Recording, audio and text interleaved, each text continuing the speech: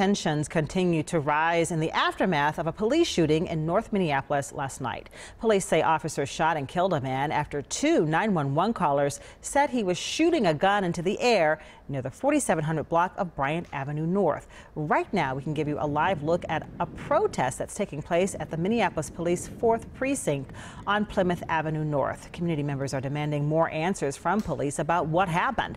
Officers say before 5:30 Saturday evening, 911 callers said a man was shooting a silver-colored 9mm handgun.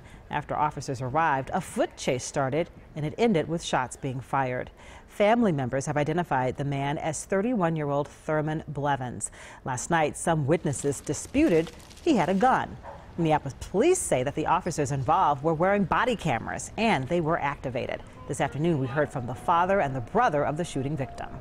And we just want to let you know we appreciate everything you're doing here today, and we want to know what exactly happened. You know, we all make bad decisions sometimes, but we all deserve to go out in dignity. Right. John Lauritsen joins us live now from Minneapolis with more on what is happening. John? Hey, Angela. Yeah, look at the 4th Precinct behind me where protesters and community members and neighbors had all gathered around 3 o'clock this afternoon. They chanted, they had speakers, they talked about how this shooting has impacted them. And as they gathered this afternoon, neighbors who live just feet from where the shooting happened had a chance to reflect on what they saw.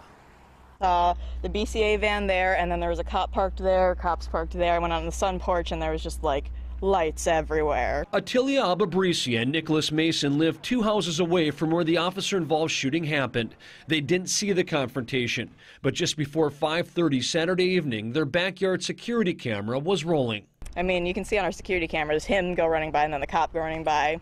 Don't know if he was armed or not.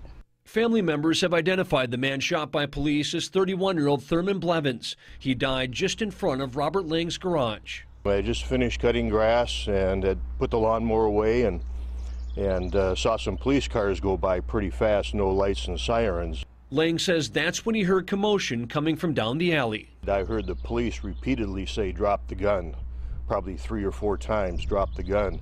When I heard that, I decided not to come around the corner because I figured something wasn't good. Seconds later, he says he heard multiple gunshots. When the shot stops, then I came around the corner. Lang says he saw Blevins lying on his back in a pool of blood. The police hadn't even come up to him yet, and probably about 1.5 feet from him on his right-hand side was a firearm. And then the police officer came up and kicked the gun away, said clear, and then when he saw me, he told me to go back in the yard. Now, other witnesses have said they don't believe Blevins had a gun on him. They think he had a bottle or some kind of can in his hands. The BCA continues to investigate. They'll look at body camera video from the officers involved, and they have not been identified as of yet. The protest here behind me, a much larger crowd earlier, is kind of thinned out now, but there will be, Angela, a vigil for 7:30 tonight at the Camden and 49th intersection near the scene of the shooting, so expect another large crowd there as well this evening. All right, thank you, John. The protest that is happening now at the 4th Precinct in Minneapolis is the second one we've seen today. Who shut this down? We shut this down! Who shut this down? We shut this down! Protesters halted the start of the Twin Cities Pride Parade as it got going around 11 a.m. They held signs and chanted as a crowd of thousands that had gathered to watch the Pride celebration looked on. Pride organizers say they do understand why protesters were out there, but were disappointed the parade was delayed for so long.